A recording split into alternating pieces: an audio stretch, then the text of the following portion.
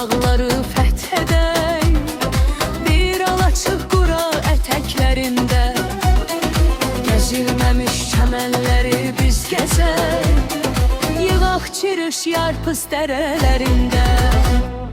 Gözünlə görəsən nədən ah kəndir, heyranda olasan gözəlliyinə. Çayları qavuşan bir varır əldir, rəssam tək baxasan mənzərəsinə.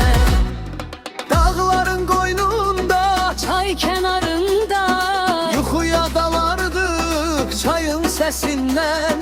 hərdən qərq olardıq çiskin dumanda, zövq alardıq aylı gecələrində.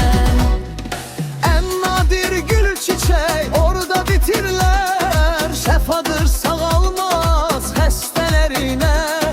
Hər daşı torpağı barda gətirər, Loğmandı təbibdir insan qəlbinə. aslan fədaiyəm mən ağ gəncliyəm, yaşayır elim mənim ürəyimdə. Harda olsam da dərələ əzliyəm, Gözləyir bilirəm ağ kənd bizi.